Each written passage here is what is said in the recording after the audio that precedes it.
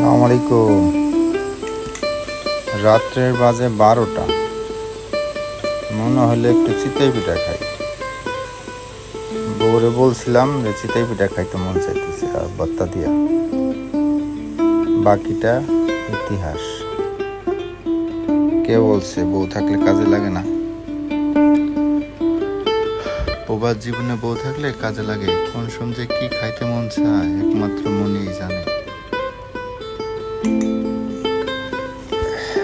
খুব সুন্দর হয়েছে, গুম গুম চোখে বানাইছে তো, তারপর অনেকটা সুন্দর হয়েছে। পিঠা বানাই আমাকে ডাইকা তুলছে যে পিঠা হয়ে গেছে।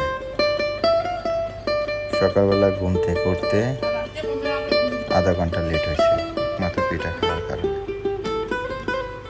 ঠিক আছে, তার কার কার পিঠা খাইতে মন চায় অবশ্যই কমেন্টস বক্সে জানাবেন। আসসালামু আলাইকুম।